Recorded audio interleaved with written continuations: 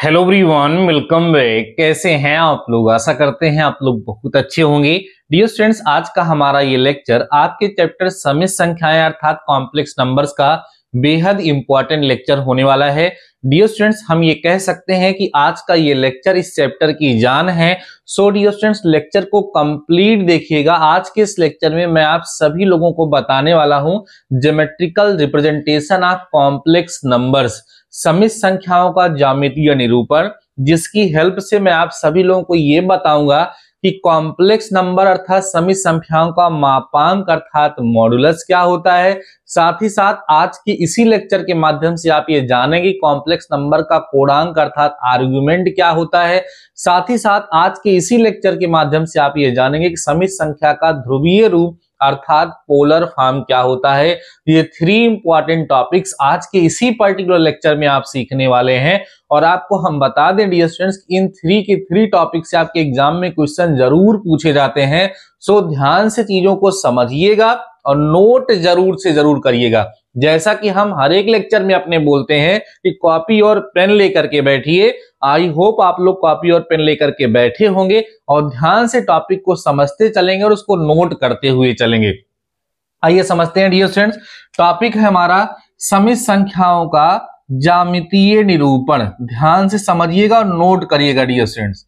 सम्मिश्र संख्याओं का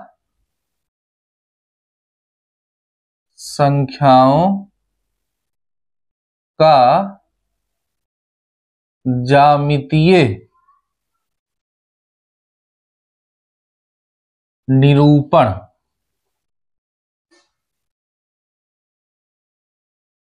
ठीक है, जिसको हम बोलेंगे geometrical representation of complex numbers.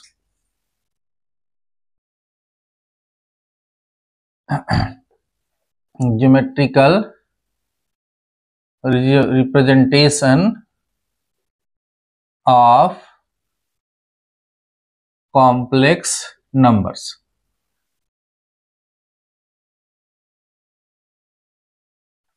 जो हमारी कॉम्प्लेक्स नंबर्स होते हैं उनको हम ज्योमेट्रिकली कैसे रिप्रेजेंट करते हैं। जैसा कि अभी तक आप लोग ये सीख चुके हैं कि जो हमारा कॉम्प्लेक्स नंबर है उसका एक फॉर्म जो होता है वो z = a+i भी होता है, या इसको हम लोग कहीं कहीं z = x+i(y) के फॉर्म में भी स्टडी कर रहे हैं। तो अगर हमें इसको ज्योमेट्रिकली रिप्रेजेंट करना हो तो इस कॉम्प्लेक्स नंबर को हम ज्योमेट्रिकली कैसे रिप्रेजेंट करेंगे। तो सबसे पहले डियर स्टूडेंट्स, आपको यह समझना है कि जो कॉम्प्लेक्स नंबर है उसको हम ऑर्गेन्ड प्लेन पे रिप्रेजेंट करते हैं, जिसको हम हिंदी में सम्मिश्र तल बोलते हैं। क्या बोलते हैं डियर स्टूडेंट्स? सम्मिश्र तल बोलते हैं। ठीक है, एक नंबर में क्वेश्चन आ सकता है कि कॉम्प्लेक्स नंबर को किस प्लेन पर रिप्रेजेंट करते हैं या किस तल पर रिप्रेजेंट करते हैं, तो आप बताएंगे ऑर्गेन्ड प्लेन पर अर्थात सम्मिश्र तल पर रिप्रेजेंट करते हैं। ये सम्मिश्र तल होता क्या है? सम्मिश्र तल कार्तीय तल की तरह ही होता है। जैसा कि आप लोग जानते हैं कि ये हमारा x एक्सिस है और ये y एक्सिस है, वैसे ही इसमें जो होता है डियर स्टूडेंट्स, इसको हम लोग रियल एक्सिस बोल देते हैं ऑर्गेन्ड प्लेन में, और इसको डियर स्टूडेंट्स हम लोग इमेजिनरी एक्सिस बोल देते हैं। ठीक है, एक वास्तविक अक्ष होता है और एक काल्पनिक अक्ष होता है। बाकी ये एकदम कार्टेशियन प्लेन की तरह इसको हम समझते हैं और इस पे हम कॉम्प्लेक्स नंबर को रिप्रेजेंट करते हैं। इस प्लेन का नाम क्या है? ऑर्गेन्ड प्लेन या सम्मिश्र तल इसका नाम है। अब कैसे करते हैं जरा समझिए। जैसे डियर स्टूडेंट z = x+i(y) आपके पास कोई कॉम्प्लेक्स नंबर है, तो इसको हम ऑर्डर्ड पेयर के रूप में लिखते हैं। ध्यान देना, ये क्या है सर? ये जो रियल पार्ट है और वो जो इमेजिनरी पार्ट है उसको इस तरीके से x, y के रूप में हम लिख देते हैं और यही इसका ऑर्डर्ड पेयर हो जाता है। जैसे हमारे पास कोई कॉम्प्लेक्स नंबर 3+4i है तो इसका ऑर्डर्ड पेयर 3, 4 बनेगा। जैसे 3 - 2i है तो इसका 3, -2 बनेगा। और जैसे आप कार्टेशियन प्लेन पर 3, 4 को रिप्रेजेंट करते हैं, जैसे आप कार्टेशियन प्लेन पर 3, -2 को रिप्रेजेंट करते आए हैं, वैसे ही इसको हम लोग कार्टेशियन प्लेन समझ के रिप्रेजेंट कर देते हैं।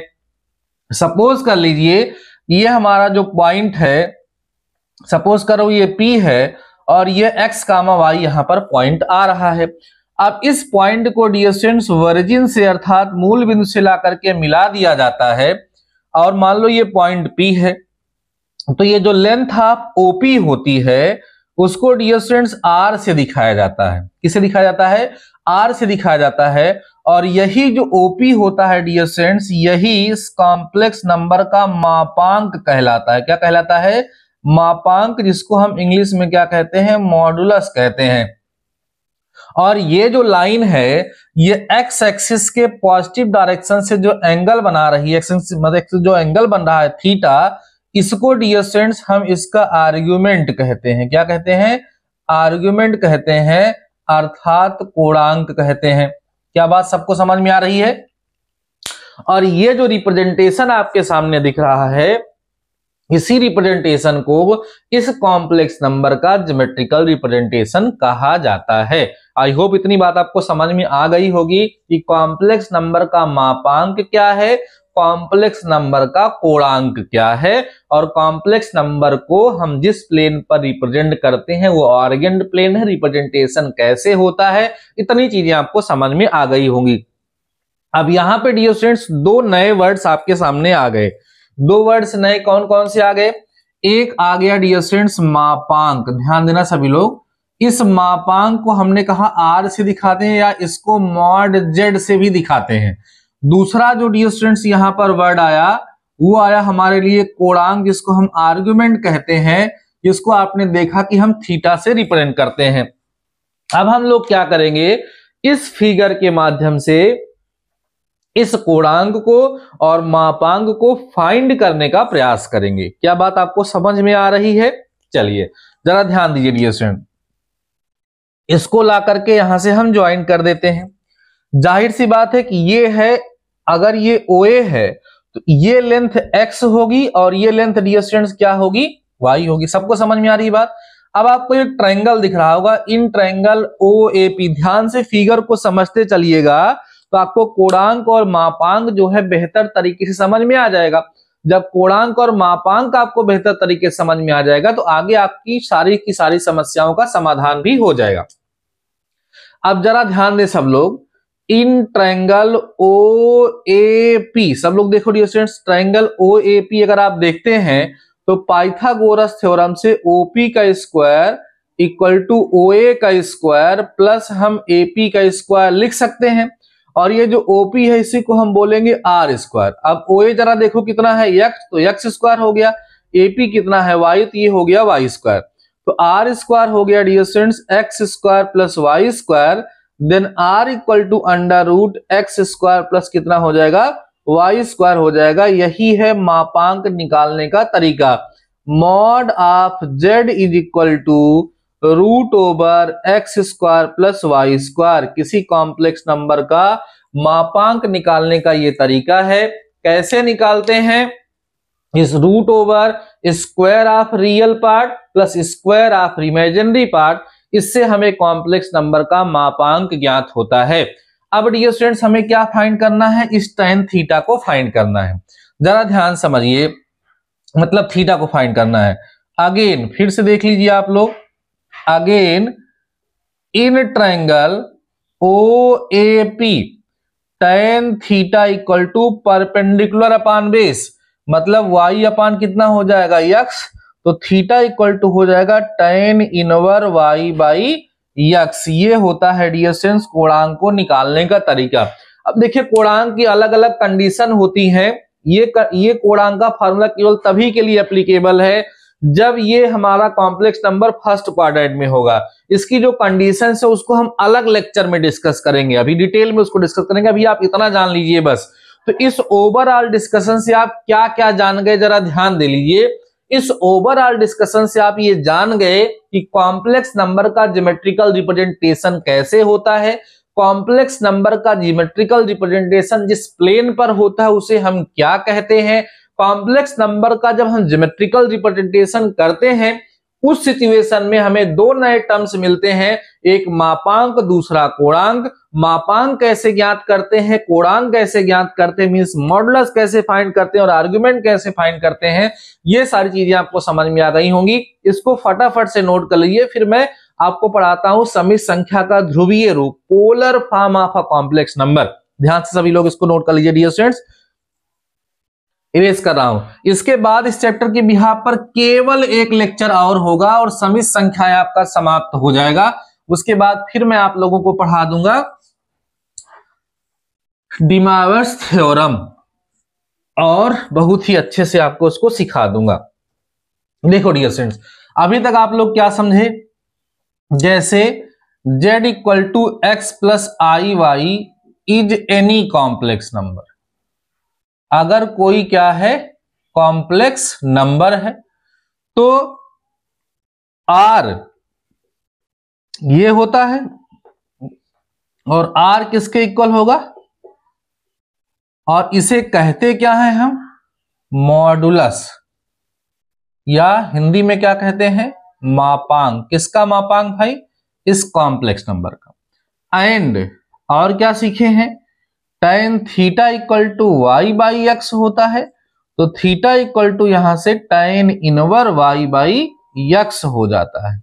ठीक है, इस थीटा को हम क्या कहते हैं, कोणांक कहते हैं, या इंग्लिश में क्या कहते हैं डियर स्टूडेंट्स, इसे हम आर्गुमेंट के नाम से जानते हैं।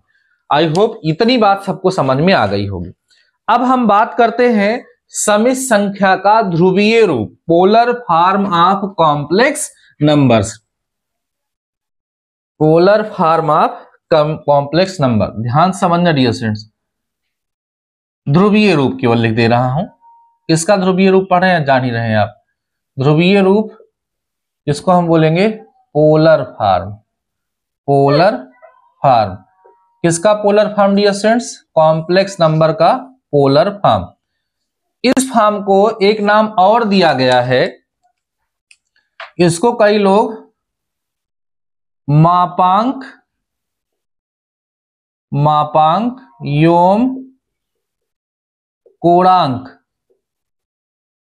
रूप भी कहते हैं, means modulus and argument form. इसी को कुछ लोग त्रिकोणमितीय रूप भी कहते हैं, त्रिकोणमितीय रूप, जिसको हम ट्रिग्नोमेट्रिक फॉर्म भी कहते हैं। तो ये सारा का सारा जो आपको दिख रहा है सब एक का ही नाम है, अक्सर एग्जाम में आता है डियर स्टूडेंट। जो कॉम्प्लेक्स नंबर का a plus I B form है वो हमें गिवन होता है और उसे हमें ध्रुवीय रूप अर्थात पोलर फॉर्म में बदलना होता है। इस नाम से ज्यादा अच्छे से क्लियर हो रहा होगा कि मापांक और कोणांक रूप, मींस जो कॉम्प्लेक्स नंबर है उसमें जो x और y की वैल्यू है जब वो r और थीटा के फॉर्म में आ जाती है तो उसी को हम उसका ध्रुवीय रूप, उसका पोलर फॉर्म कहते हैं। जरा समझिए, अभी जरा समझना, जैसे z equal to X plus I Y हमारे पास कोई कॉम्प्लेक्स नंबर है।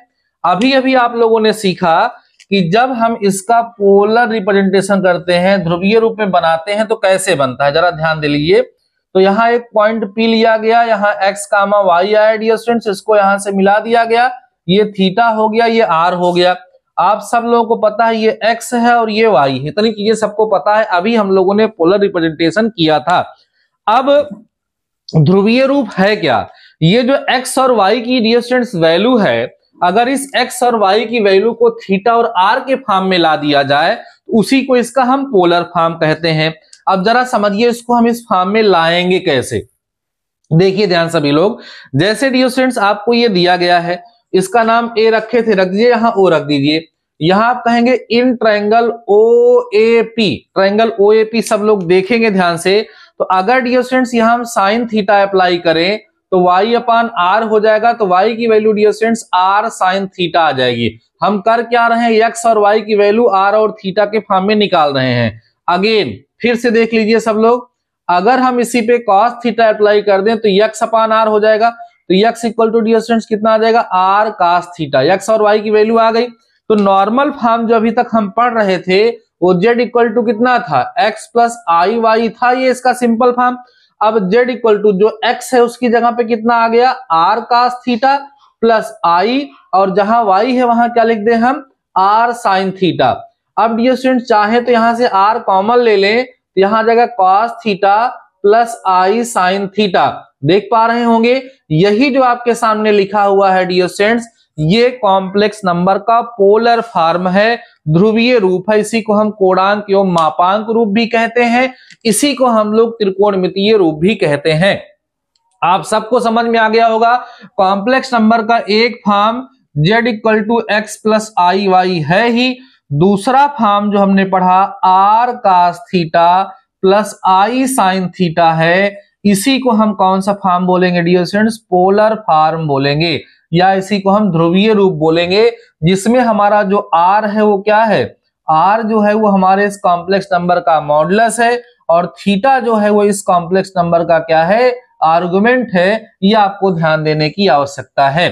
इतनी बात आपको समझ में आ गई होगी।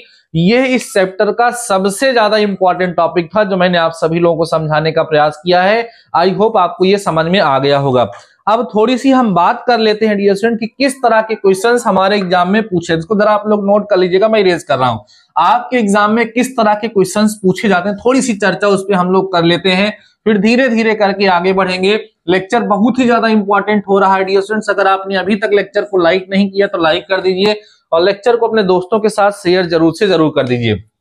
क्वेश्चन देखिए, जैसे z इक्वल टू दे देगा डियर स्टूडेंट्स √3 प्लस आई, ठीक है, और आपसे कहेगा इसका मापांक निकालो, इसका कोणांक निकालो, मींस इसका मॉडुलस, इसका आर्गुमेंट, और कभी कभी आपसे ये कहेगा डियर स्टूडेंट्स कि इसका पोलर फॉर्म लिखिए।